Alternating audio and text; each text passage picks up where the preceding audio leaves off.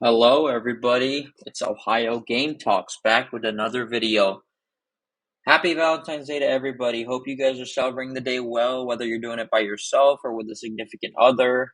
Hope you guys are enjoying it and the way you're going about your day. Hope it's going well for everybody. Before I get started, I wanted to send my condolences out to Kansas City, the Chiefs organization, everybody who was involved there. Just hope everybody's doing well. It's really devastating. I can't even fathom. I mean, you're celebrating a Super Bowl title, and I'm not even going to be like, oh, we're rivals on the field, but no, no, no, no, no. I'm not going to do. You don't have to be a rival team and act like those prayers anymore. The prayers, they should be for whoever's affected by this, and I think that it's just so devastating of especially children were involved, and I don't want to go too deep into it, but it's just like it's so devastating that like a moment of celebration turns into tragedy. So my heart goes out to Chiefs Kingdom, and I hope everybody is doing safe and everybody who got hurt is recovering quickly. But yeah, today is Valentine's Day, and therefore I wanted to make a video about what I would love for these teams to endure in 2024 and what I'm going to dive into maybe the specific team players or maybe the team, itself and what expectations I have. So first up, we have the Cincinnati Reds. What is the first thing I would want the Reds to do? Well, I would love Elly De La Cruz to have a breakout season next year. I got his City Connect jersey, and I think he's going to do great. He batted only 235 last year, but he did show some promise, obviously. Just had a rough second half. He was a strikeout machine in the second half. But hopefully he takes that second year jump. I think he has great potential. Obviously, um, I hope it's like a reverse of an India thing, because like India was really really off in 2022. Um, and then obviously like he was great his rookie year. So hopefully like De La Cruz had his off year this year, and he takes that next leap. Um, I'm not really sure if you can call it sophomore slump, because he just ended last year with a major slump. So we'll see what happens. But I think he has great potential, and I think he can just. I hope he just lights the league on fire. Second, speaking of Jonathan India, I want him to bounce back on offense. He was awful at the plate. I mean, he got a little better towards like mid to the end of the year, but in general, he's just been off since his rookie year, man. And especially on defense, I said this in the Josh Harrison video. I hope Josh Harrison can help him out big time, because I know that Josh Harrison's a great defender. He on the infield he plays like every single position there is. He's played I think every position except for first base, if I'm not mistaken, and catcher, of course, and pitcher, I guess. But in the infield, yeah, um he's played every position in the outfield, obviously, and he's played like I think three different infield positions. So I would love for him to possibly mentor even De La Cruz, but pretty much definitely Jonathan India. I mean, I think Jonathan India can definitely he's he's a good player for this team and a great leader. I'm happy we signed him to a 2-year extension, but I don't know. I really want him to bounce back and get that Gold Glove. I think he has potential, but he's just been really really bad at second base. So we'll see what happens. But um, I want a better home record. I mean, like we were like 38-43 on the road. I think we won like seven more games. So we lost like yeah, we lost five more games, and we won like seven more games on the road. So a road record was good, but we just got to be better at home. We went on a 13-game winning streak. Um, I think it started on the road, if I'm not mistaken, and ended at home, and we dropped a lot of games at home. Like I think that stretch after the All Star break where we got swept by Milwaukee and then San Fran. No, no, not San Fran. Sorry, we got swept by Milwaukee, then lost the first two to San Fran. We lost six straight. That was a killer.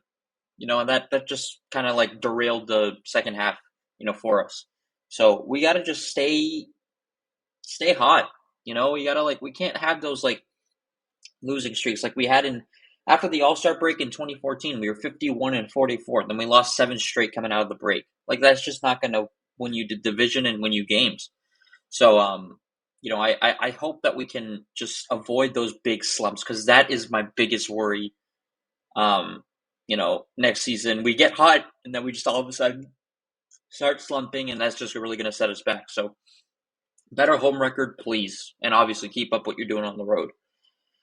Next up, I want to beat the living crap out of St. Louis next year. They've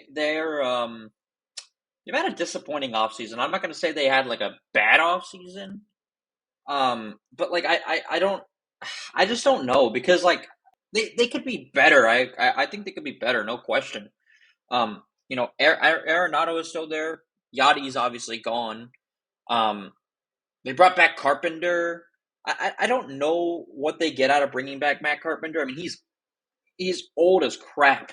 He's like, what is he, like 37, 38, something like that? I don't know if it's like the nostalgia that reason they like to bring back old players, but I just want, it's not just because of like the Cardinals and how like historic they've been. I just freaking hate the Cardinals. Hate them. What Reds fan doesn't hate the Cardinals? So beating on them would just be amazing. This is like, we finished above them like the first time in like, I think it was 2012 was the last time we finished above these dudes. And we did last year. But I want more. I don't want to I'm not like finishing ahead of St. Louis is not like the goal, but it always feels good to beat them. So I hope we can beat them, and that will really like put us in good position. And plus this team's been kicking the crap out of my team since like for the last like 20, 30 years. So beating them obviously is a good feeling. And lastly, make the freaking playoffs, guys, please. Out of all my teams, I want the Reds to make the playoffs. In 2024, you tell me one team that I would pick, the two would miss it. I want the Reds in the playoffs. I have not seen them in the playoffs at a home game since 2012. And I was as casual a fan as you can be. I really want to see this team make the playoffs. I want to see them win the freaking division. But I'm going to keep it realistic, guys, because if I'm being honest with you, anybody can put on their list like, oh, I want the Reds to win the World Series. Realistically, do you see that happening this year? I do not. I hope I do. I hope I'm wrong. I hope they win the World Series. But I'm trying to keep it realistic on this list. I think they can make the playoffs. I don't know if they will, but I really want them to make the playoffs. I want a home game in Cincinnati playoff. You will see how great of a baseball city this is. And I just want this team in the playoffs. However you win it, you win the Central, great. You get in with a wild card, great. I just want to see them in the playoffs. So that would be amazing to see. But that's my Reds. That's my Reds wish list and what I would love in 2024. You do all these things, you won't hear me complaining. Next up, the Cincinnati Bengals. So to start off, this one I think is pretty common. Joe Burrow stay healthy throughout the season. I want him to prove the hell out of the injury-prone, whatever the naysayers, whatever you want to call it. I want him to prove them wrong. They're saying that he can't stay healthy, even though he did have 2 healthy years seasons prior. I don't know what people were watching then, though, probably like squash or something. But Joe Burrow, if he can stay healthy, this team will be in the mix for the AFC. And I think, you fix up that line. I think the line has potential. The line played well when Browning was out there. Of course, they stumbled a little bit in the KC game, but overall they played well. People seem to forget, how good they were once they started running the ball. And that's my next thing. Run the damn ball. You run the ball, the defense, you got to the run establishes the pass. The O-line plays better, because the defense doesn't know what to expect. You got to just make it more unpredictable for the defense.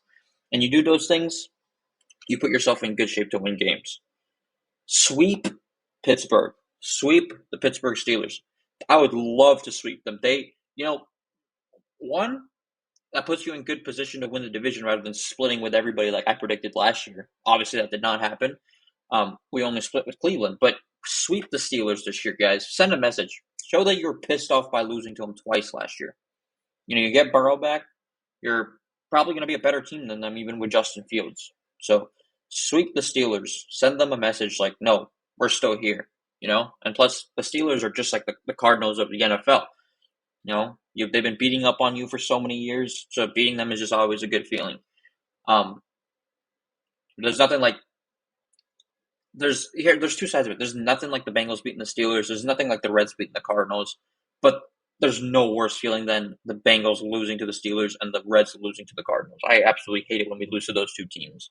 So sweep them, and that's my prediction for next year. We sweep Pittsburgh. I think we'll split with Baltimore and Cleveland. I'll get more into that, but we sweep Pittsburgh next year.